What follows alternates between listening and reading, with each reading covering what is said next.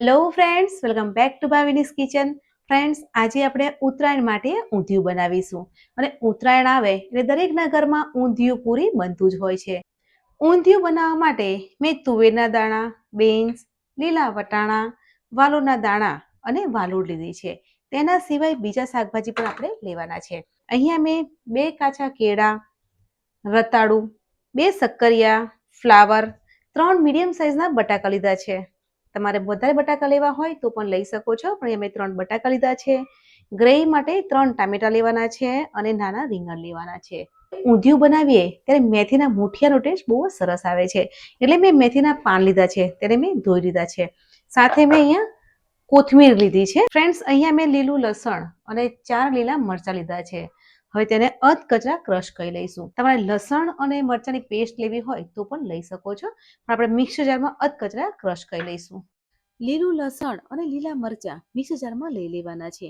1 ચમચી સફેદ તલ ઉમેરવાના છે. મિક્સર જારનું ઢાંકણ ઢાંકી અને દરદરી પેસ્ટ બનાવવાની છે. એટલે આ રીતની પેસ્ટ બનાવી લઈશું અને પેસ્ટને બાઉલમાં લઈ લેવાની છે. હવે મેથીના ઝીણા પાન સમારેલા છે તે પાન બાઉલમાં લઈ લેવાના છે અને આપણે લસણ મરચાંની પેસ્ટ બનાવી છે તે પેસ્ટ ઉમેરવાની છે. 1 કપ ચણાનો લોટ લેવાનો છે અને અડધો કપ ઘઉંનો ઝીણો લોટ લેવાનો છે. જે આપણે ભાખરી બનાવીએ છીએ તે લોટ લેવાનો છે. ભાખરીનો લોટ ઉમેરીએ છીએ તો મૂઠિયા ક્રિસ્પી બને છે. હવે હાફ ટીસ્પૂન હળદર, 1 ટીસ્પૂન લાલ મરચું, હાફ ટીસ્પૂન ધાણા જીરું પાવડર, હાફ ટીસ્પૂન ગરમ મસાલો, સ્વાદ પ્રમાણે મીઠું, 1 ચમચી ખાંડ, ખાવાના મીઠા સોડા કે ઈનો ઉમેરવાનું છે અને ઈનો ઉપર લીંબુનો રસ ઉમેરવાનો છે અને બધા જ મસાલા સાથે મિક્સ કરવાના છે.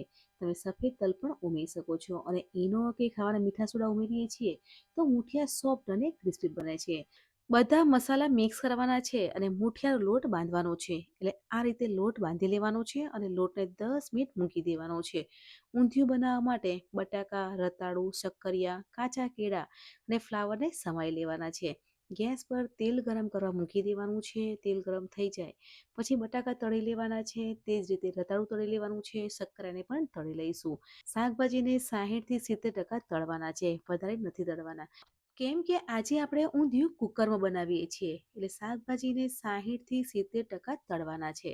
તો બધા શાકભાજી તળી લઈશું. શાકભાજી તળાય છે ત્યાં સુધીમાં મૂઠિયાનો લોટ બાંધ્યો છે તે લોટના નાના મૂઠિયા બનાવી લઈશું. એટલે આ રીતે નાની ગોળી બનાવવાની છે. ગોળી નાની બનાવવાની છે કેમ કે તળીશું એટલે મોટી થશે, કેમ કે એમાં ઈનો અને સોડા ઉમેર્યા છે એટલે તે ફૂલશે. એટલે નાના બોલ્સ બનાવી લેવાના છે. મેં રતાળું તળી લીધું છે, તે રીતે ફ્લાવર લીધું છે તેને પણ તળી લઈશું. અને તમારે બીજા કોઈ શાકભાજી લેવા હોય તો પણ લઈ શકો છો. કેમ કે શિયાળામાં બધા શાકભાજી મળતા હોય છે, એટલે ઊંધિયું બનાવીએ ને તમારે જે પણ શાકભાજી ઉમેરવા હોય ને તે તમે ઉમેરી શકો છો. ત્યાં મૂઠિયા બનાવવાની ગોળી બનાવી છે તેને પણ તળી લેવાની છે. હવે મૂઠિયાની ગોળી તળતા હોઈએ તો ગેસની ફ્લેમ મીડિયમ રાખવાની છે, કેમ કે મીડિયમ ગેસ પર ગોળી તળીએ છીએ તો અંદરથી પણ તળાશે, એટલે ઉપરથી ક્રિસ્પી બનશે અને અંદરથી સોફ્ટ બનશે. અને લાઇટ બ્રાઉન કલરની થાય ત્યાં સુધી તળવાની છે. મેથીના મૂઠિયા છે તે સરસ એવા તળાઈ ગયા છે, તો તેને બહાર કાઢી લઈશું અને લીલા મરચાં પણ તળી લઈશું. હવે આપણે ચટપટો અને ટેસ્ટી મસાલો કરવાનો છે. મિક્સર જારમાં સિંગદાણા ઉમેરવાના છે, સેવ ઉમેરવાની છે, તમે તીખી સેવ પણ ઉમેરી શકો છો.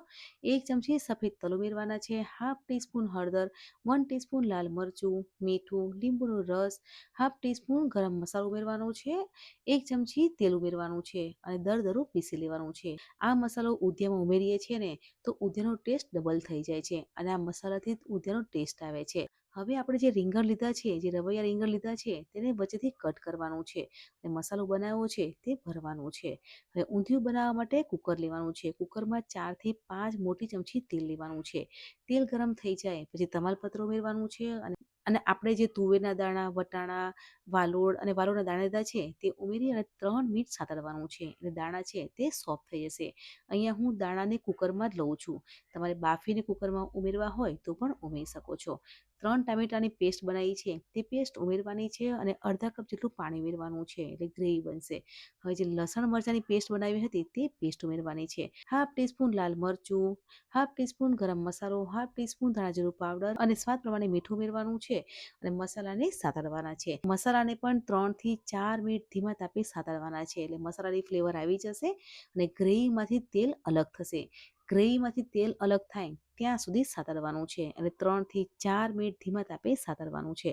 હવે આપણે જે શાકભાજી તળ્યા છે તે બધા જ શાકભાજી ઉમેરવાના છે. આપણે શાકભાજીને 60 થી 70% તળ્યા છે એટલે આપણે જ્યારે કુકરમાં એક વિસલ વગાડીશું તો શાકભાજીમાં જે કચાશ હશે તે નીકળી જશે. તો બધા જ શાકભાજી કુકરમાં લઈ લેવાના છે અને આપણે રવૈયા ભર્યા છે તે રવૈયા પણ મૂકી દેવાના છે અને જે મસાલો વધ્યો છે તેને સ્પ્રિંકલ કરવાનો છે કેમ કે આ મસાલો ઉમેરવાથી જ ઊંધિયાનો ટેસ્ટ આવે છે.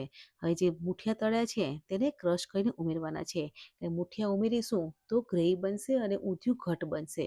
તો 3 થી 4 મુઠિયા ઉમેરવાના છે અને 1 ગ્લાસ ગરમ પાણી ઉમેરવાનું છે કેમ કે ઊંધિયું છે ને તે ગ્રેવી વાળું હોય તો ટેસ્ટી લાગે છે. તો ગરમ પાણી ઉમેરવાનું છે અને 3 લીલા મરચાં ઉમેરવાના છે. ઢાંકણ ઢાંકી અને 1 વિસલ થાય ત્યાં સુધી ચડવા દઈશું. 2 કે 3 વિસલ નથી કરવાની, એક જ વિસલ થાય ત્યાં સુધી ચડવા દેવાનું છે. અહીંયા 1 વિસલ થઈ ગઈ છે, કુકર ઠંડુ થઈ ગયું છે. તમે જોઈ શકો છો કે ઊંધિયું બનીને તૈયાર થઈ ગયું છે.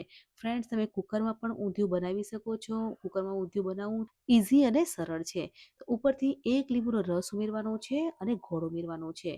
આપણા ગુજરાતીઓનું જમવાનું એટલે ખાટું, મીઠું અને તીખું એટલે લીંબુનો રસ વધારે ઉમેરવાનો છે અને ગોળ ઉમેરવાનો છે. અહીંયા હું લીંબુનો રસ ઉમેરું છું. તમારે આંબલીનો રસ ઉમેરવો હોય તો પણ ઉમેરી શકો છો. ઉપરથી 3 થી 4 મુઠિયા ઉમેરવાના છે અને 3 થી 4 મિનિટ ધીમા તાપે ચડવા દેવાનું છે. એટલે ગ્રેવી છે તે સરસ એવી બની જશે અને ગ્રેવીમાંથી તેલ અલગ થઈ જશે. તો ઉત્તરાયણ સ્પેશિયલ આજે આપણે ઊંધિયું બનાવ્યું છે અને તમે જોઈ શકો છો કે કુકરમાં ઊંધિયું બનાવીએ છીએ તો પણ ટેસ્ટી અને ચટપટું ઊંધિયું બને છે. અને ઊંધિયું હોય તેની સાથે પૂરી સર્વ થતી હોય છે. તો ગરમા ગરમ પૂરી તળી લઈશું. ઉત્તરાયણ સ્પેશિયલ આજે આપણે કુકરમાં ઊંધિયું બનાવ્યું છે તે પણ સુરતી ઊંધિયું. તો ઊંધિયાને સર્વિંગ પ્લેટમાં સર્વ કરીશું. ઉપરથી લાલ ચટણી સ્પ્રિંકલ કરવાની છે અને ગરમા ગરમ પૂરી સાથે ઊંધિયું સર્વ કરીશું. ઉત્તરાયણ હોય તો દરેકના ઘરમાં ઊંધિયું બનતું હોય છે. તો ઊંધિયાની રેસીપી કેવી લાગી કમેન્ટ કરજો. મળીએ છીએ નવી રેસીપી સાથે. બાય.